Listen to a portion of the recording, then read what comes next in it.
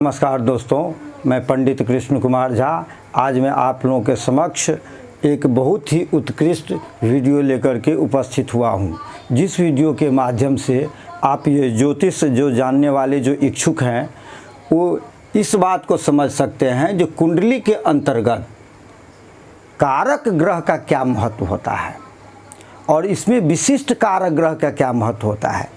जैसे मैंने पिछले वीडियो में आप लोगों को बताया था, जो ये पहला ये चतुष्कोण जो देख रहे हैं इसे लग्न कहते हैं। तो लग्न में कोई भी राशि हो सकते हैं, इसमें मेष से लेकर के मीन राशि तक कोई भी राशि इसमें हो सकता है। अब ध्यान देने योग्य बात यह है, जैसे इस लग्न से आपने जो विचार किया था उस समय मैं आपको बताया जी, ये शारीरिक सुख दुख, तेज, आकृति, सम्मान, बल, वर्ण, इस सब का विचार आप लग्न से करें। तब देखिए जो लग्न का जो स्वामी होंगे उससे तो लग्नेश कहेंगे। तो लग्नेश इस भाव का अधिपति हुआ, लेकिन इसका उचित रूप में देखा जाए तो इसका खानदानी घर है ये सूर्य का। तो सूर्य जैसे लग्न में अगर यहाँ पर अगर मकर राशि आती है तो मकर राशि का स्वामी शनिदेव हुए। तो शनिदेव के ये शारीरिक सुख दुख, सम्मान, तेज, आकृति, बल और वर्ण, सूर्य से तो शनि से तो आप उसे देखेंगे, लेकिन सूर्य का भी उसमें बहुत बड़ा महत्व है। अगर ये लग्न का विचार करेंगे तो लग्न का जो स्वामी लग्नेश जो होगा उसके साथ साथ आपको सूर्य का भी विचार करना पड़ेगा, क्योंकि ये आत्मा, पिता, प्रभाव, स्वास्थ्य, शक्ति एवं लक्ष्मी का विशिष्ट कारक है। तेजस्विता, पराक्रम, कभी कभार झगड़े भी सूर्य के, चूँकि इसकी जो किरणें हैं सूर्य के प्रभाव से, ये गर्म ग्रह है सूर्य और मंगल देव, ये दोनों जो गर्म ग्रह है, तो इस कारण से कभी कभी शरीर में उत्तेजना भी बढ़ जाता है। तो ये सब क्यों होता है? तो ये इसके स्वामी के साथ साथ आपको सूर्य को भी देखना होगा। अब देखिए द्वितीय भाव, तो द्वितीय भाव में द्वितीय भाव के स्वामी इसे धन भाव कहते हैं। तो धन भाव में कोई भी राशि, जैसे मान लीजिए ये मिथुन राशि यहाँ पर हुई, तो मिथुन राशि का स्वामी बुधदेव हुए। तो ये धन भाव के जो विचार करेंगे तो बुधदेव के जो विचार करने के साथ साथ आपको देवगुरु बृहस्पति का भी विचार करना पड़ेगा। इसी तरह से ये पराक्रम भाव है, तो पराक्रम भाव में कोई भी राशि हो सकता है, मेष राशि से मीन राशि तक कोई भी राशि हो सकता है। तो यहाँ पर जो राशि मान लीजिए जैसे 5 लिखा हुआ है, तो 5 का मतलब हुआ सिंह, सिंह राशि का स्वामी हुए सूर्यदेव। तो सूर्यदेव से ये तृतीय स्थान का विचार करने के साथ साथ आपको मंगल देव पर भी विचार करना पड़ेगा, क्योंकि मंगल देव जो हैं ये हिम्मत, रोग, गुण, छोटा भाई, भूमि और शत्रु आदि का एक कारक है। तो एक विशिष्ट कारक और इस घर के जो अधिपति हुए वे दोनों को विचार करके आपको फलादेश करना होगा। मैं ये सब इसका विशिष्ट कारक ग्रह का प्रभाव बताना आप लोगों को उचित इसलिए समझ रहा हूँ, जो मैं आगे जो आपको वीडियो में जो मैं आपको बताऊँगा तो उसमें ये चीज़ें सब आपको निश्चित रूप से पता होना चाहिए। जो इसमें राशि का स्वामी, राशि का अधिपति के साथ साथ इसका जो कारक ग्रह है और इसमें जो विशिष्ट कारक ग्रह है उन पर भी आपको विवेचन करना होगा, उनको भी सूक्ष्म से देखना होगा, और तब आप उस वर्ग से मिलने वाले जो फल होंगे, उस घर से जो मिलने वाले फल होंगे, इस संबंध में आपको भविष्य फल जानना होगा या बताना होगा। अब देखिए चतुर्थ स्थान है, चतुर्थ स्थान माता का है, भूमि का है, वाहन का है, सवारी का है, सुख का है। तो ये सुख भाव जो है, सुख भाव में जो राशि हुआ उसके स्वामी को हम सुखेश कहेंगे या चतुर्थेश कहेंगे। तो चतुर्थेश कोई भी हो सकता है। मान लीजिए आपको शनि भी हो सकते हैं, इसके बाद में देवगुरु बृहस्पति भी हो सकते हैं, सूर्य चंद्र सभी हो सकते हैं। लेकिन जैसे मान लीजिए यहाँ पर 9 अंक लिखा हुआ है, तो 9 अंक का मतलब हुआ धनु राशि, तो धनु राशि का स्वामी हुआ देवगुरु बृहस्पति। तो इस में जो माता का, भूमि का, वाहन का, सवारी का, विद्या का भी जो देखा जाता है, तो इस चीज़ से विचार करेंगे तो उस बृहस्पति के साथ साथ आपको चंद्र शुक्र पर भी विचार करना होगा। तब आप सूक्ष्मता से इस चतुर्थ भाव का क्या फल मिलेगा जातक को, ये आप बता सकेंगे और ये बताने में आप सक्षम हो सकते हैं, अन्यथा आपकी भविष्यवाणी गलत हो सकती है। अब देखिए ये पंचम भाव, यह है विद्या का, पुत्र का, ज्ञान का। तो इस भाव में जो राशि आए, जैसे मान लीजिए इस भाव में एकादश 11 अंक लिखा हुआ है, तो 11 अंक का मतलब हुआ कुंभ राशि। तो कुंभ राशि का स्वामी हुए शनिदेव। तो शनिदेव के विचार के साथ साथ आपको गुरु का भी विचार करना पड़ेगा, तब आप पंचम भाव से आप वर्णन कर सकते हैं। चूँकि गुरु जो हैं ये धन, शरीर, ज्ञान, पुत्र, देह और सुंदरता का विशिष्ट कारक ग्रह माना गया है। तो मेरा मतलब है जो राशि के स्वामी के साथ साथ ये 12 खंड में, ये घर में जहाँ जहाँ राशि के स्वामी होंगे, उस राशि के स्वामी के साथ साथ जो मैं ये आपको अब घर में किस घर में 5वें, 6ठे, 7वें, 8वें, 9वें, 10वें, इस तरह से मैं जो घर में जो ये ग्रह बता रहा हूँ, इस घर का भी स्वामी, इस ग्रह पर भी आपको विचार करना होगा, तभी उस घर से संबंधित आप पूर्ण रूप से फलादेश कर पाएंगे। आप देखिए ये 6ठा भाव है। 6ठा भाव में राशि तो आपको कहते हैं, एक राशि से 12 राशि तो कुछ भी हो सकता है। तो उस राशि के स्वामी, जैसे मान लीजिए यहाँ पर वृश्चिक है, तब वृश्चिक राशि के स्वामी आपको भौम हुआ।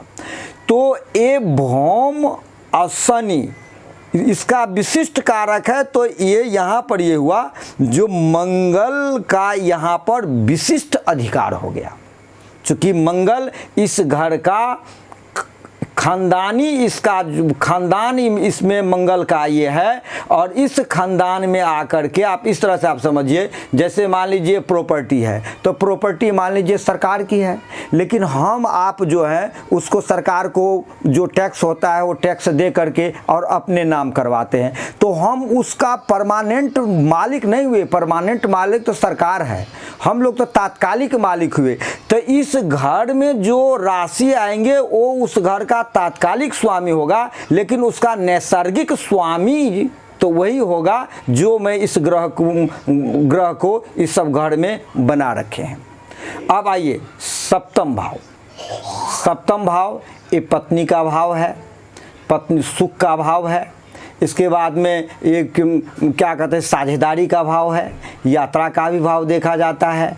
तो इस भाव में जो राशि हुआ, उस राशि के स्वामी के साथ साथ आपको शुक्र को भी देखना होगा, क्योंकि ये सप्तम भाव से पत्नी का विचार करते हैं।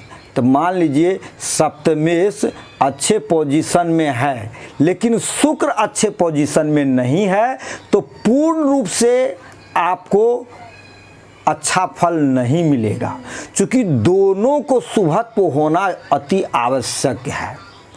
तो इसलिए इस राशि के स्वामी के साथ साथ आपको शुक्र का भी विचार करना होगा। और अष्टम देखिए, ये जो है ये मृत्यु का भाव है, ये है आपको परेशानी का भाव है, ये है कष्ट का भाव है, ये भाव आपको अचानक एक्सीडेंट का भी भाव करवाता है, ये भाव आपको लॉटरी शेयर का भी भाव करवाता है। मतलब बहुत ज़्यादा दिन में कुछ है व्यक्ति, कल को कुछ हो जाता है, इस तरह के उछाल वाली भाव भी है। अब मोक्ष का भी भाव है। तो ये यहाँ पर ये आयु मृत्यु का के जो स्वामी जो हुए, उस स्वामी के साथ साथ आपको शनि का भी विचार करना होगा। जो ये कुंडली के अंतर्गत में शनि कहाँ पर बैठा हुआ है, शनि की क्या पोजीशन है, शनि पर कौन सी ग्रह की दृष्टि पड़ रही है, शत्रु ग्रह की दृष्टि है या शत्रु क्षेत्रीय ग्रह की दृष्टि है, मित्र क्षेत्रीय ग्रह की दृष्टि है, नैसर्गिक शुभ ग्रह की दृष्टि है, या फिर ये शनि वैसे भी नैसर्गिक पापी ग्रह है या किसी पापी या क्रूर ग्रह की दृष्टि या उसकी युति है या उसके बीच में फंस गए हैं। तो ये सारे चीज़ विचार आपको करना होगा। अब आइए, ये नवम भाव है, ये है धर्म का भाव कहते हैं, ये भाग्य का भाव कहते हैं, भाग्योन्नति का भाव कहते हैं और पिता का भी भाव कहा जाता है। तो ये इस भाव से व्यक्ति को देखा जाता है जो व्यक्ति कैसा कर्म करने वाला है। अच्छा, अगर इस भाव के स्वामी अच्छे पोजीशन पर है, अच्छे जगह पर है, मतलब उच्च राशि में है या स्वराशि में है, केंद्र त्रिकोण में बैठे हुए हैं, अपने मित्र ग्रह के साथ में बैठे हुए हैं और शुभ ग्रह द्वारा दृष्ट है, तो इस नवम भाव से जो फल मिलेगा जातक पर वो अच्छा फल मिलेगा। तो वो नवम भाव के स्वामी के साथ साथ आपको देवगुरु बृहस्पति देव पर भी विचार करना होगा, तभी आप एक्चुअल पोजीशन पर पहुंच सकते हैं। अब ये देखिए, ये दसम भाव है। दसम भाव एक कर्म का भाव है, ये विज्ञान का भाव है, ये पुरस्कार का भाव है, ये आपको किस राज्य सरकार या केंद्र सरकार द्वारा पुरस्कृत भाव के साथ साथ उन सरकार द्वारा मदद जिस व्यक्ति को मिलता है वो भी इस भाव से मिलते हैं। सरकारी नौकरी का भी कारक भाव ये कहा जाता है। तो इस भाव में भौम, बुध, शनि, सूर्य ये कारक माना गया है। तो इस भाव के स्वामी मान लीजिए जो आपको मंगल हुए, तो मंगल जैसे कि यहाँ पर या तो मेष राशि होगा या वृश्चिक राशि होगा, तो मेष वृश्चिक दोनों राशि का स्वामी मंगल है। तो ये मंगल देव हुए, तो मंगल देव का ये विशिष्ट कारक भाव है और उसमें तात्कालिक भी कारक भाव उसको अगर मिल जाता है तो विशिष्ट कारक रूप में मंगल होते हैं। ये अपने कार्य क्षमता में, जैसे कि मंगल का जो है हिम्मत, रोग, क्या कहते हैं गुण, इसके बाद में मिलिट्री विभाग में जाना, सेनापति बनना, नेतृत्व करना, तो ये सब जो भौम के जो क्षेत्र में आते हैं, तो इस सब में उस व्यक्ति को बहुत ज़्यादा आपको सुविधा मिलेगा और वो अच्छे खासे रूप से मिल भी जाएंगे। और भौम जैसे कि सरकारी नौकरी का कारक भौम भी है। जैसे कि मान लीजिए डॉक्टरी पेशा में जाते हैं, डॉक्टरी पेशा में जो सर्जन वगैरह सब होते हैं, तो सर्जन का जो काम है वो भी भौम के क्षेत्र में आता है। भूमि वगैरह खरीदना बेचना, ये सब पशुपालन, ये सब जो है ये भौम के क्षेत्र में आते हैं। तो ये इसी अगर मेष या वृश्चिक राशि हुआ उसके स्वामी भौम हुए तो इसमें बढ़ोतरी हो जाएगी। इसी तरह से मिथुन कन्या राशि का स्वामी बुध है और उसका नैसर्गिक भी ये घर है बुध का और तात्कालिक भी घर हुआ बुध का, तो ये पूर्ण रूप से बली हो जाएंगे। और शनि जैसे कि मकर लग्न यहाँ पर मकर हो, इसके बाद में क्या कहते हैं जो कुंभ राशि हो, तो मकर और कुंभ राशि दोनों का स्वामी यहाँ पर शनि देव है, तो इसका नैसर्गिक भी घर है और तात्कालिक भी इसका घर मिल गया, तो दोनों दृष्टि से ये अच्छे होंगे। अब ये देखिए शनि है आयु, जीविका, नौकरी आदि का कारक है, क्योंकि शनि ऐसा है जो नौकरी का विशिष्ट कारक शनि को माना गया है। इसलिए माना गया है कि देखिए जो ये हमारे ज्योतिष ग्रंथ के हिसाब से ये देखा गया है, जो सूर्य को नव ग्रहों में राजा माना गया है और चंद्रमा को रानी, इसके बाद में मंगल को सेनापति माना गया है और बुध ये पुत्र और पुत्री दोनों का कारक, राजकुमार राजकुमारी दोनों का कारक बुध देव को माना गया है। चूँकि बुध देव से एक जैसे पुरुष हुए और स्त्री हुए और एक एक नपुंसक हो जाते हैं। तो नपुंसक का भी ज्ञान अगर देखना होता है तो बुध से हम देखते हैं, तो बुध नपुंसक ग्रह माना जाता है। इसके बाद में बृहस्पति और शुक्र देव जो हैं ये दोनों इस राजा रानी के ये दोनों मंत्री हैं। और शनि जो है ये शनि नौकर है, शनि राहु केतु नौकर है। तो नौकरी का विचार में अगर यहाँ पर मकर कुंभ लग्न से संबंधित है तो शनि उसमें बहुत अधिक भूमिका निभाती है। अब आप ये एकादश भाव है आय का, लक्ष्मी का, और कोई भी किसी प्रकार का अभिलाषा हो उसका पूर्ति का। चूँकि आय का साधन जब मिलेगा आपके पास में, जब लाभ का अवसर होगा, आपके पास में जब संपत्ति आएंगे तो आपको जितने भी आवश्यकता है सब आवश्यकता पूर्ति हो जाएंगे। आप कहिएगा जो कोई आवश्यकता का पूर्ति उस हिसाब का होना चाहिए जो आवश्यकता के हिसाब से हो, और ये कहेगा जो हमारे पास में पैसा अभी हो गया, अभी मैं 25 वर्ष का लड़का अभी हमें हो जाए, तो ऐसा तो नहीं होगा। वो तो आवश्यकता नहीं हो तो वो उसकी पूर्ति नहीं हो सकती। हाँ, आपकी जिस चीज़ उस समय में अवेलेबल आप कर सकते हैं, पैसा के माध्यम से आप खरीद सकते हैं, ले सकते हैं, तो वो आप कर सकते हैं। तो इस घर में जो राशि के स्वामी होंगे उस स्वामी के साथ साथ देवगुरु बृहस्पति पर भी आपको विचार करना होगा, तभी आप एकादश स्थान के शुभाशुभ फल बता सकते हैं। और आइए अंतिम में ये द्वादश स्थान, ये है व्यय का स्थान। इस स्थान के स्वामी को हम व्ययेश कहेंगे।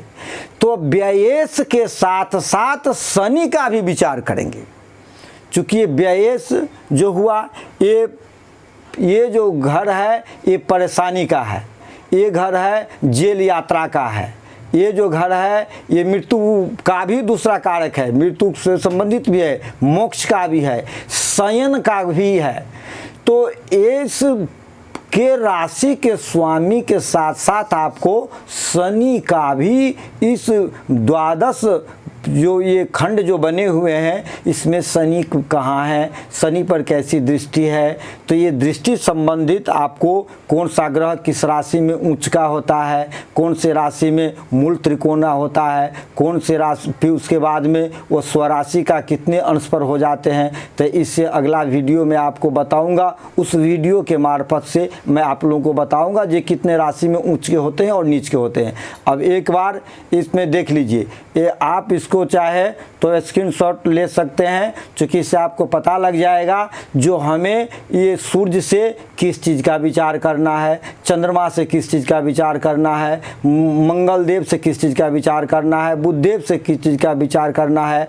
जैसे कि सूर्य आत्मा, पिता, प्रभाव, स्वास्थ्य, शक्ति, लक्ष्मी, चंद्रमा से मन, बुद्धि, राज्य, कृपा, माता, संपत्ति, भौम से हिम्मत, रोग, गुण, छोटा भाई, भूमि, शत्रु, बुध से विद्या, बंधु, विवेक, मित्र, वाणी और काम क्षमता, गुरु से धन, शरीर, ज्ञान, पुत्र, देह, सुंदरता, शुक्र पत्नी, वाहन, आभूषण, प्रेम, सुख, प्यार, शनि आयु, जीविका, नौकरी, मृत्यु का कारण एवं विपत्ति।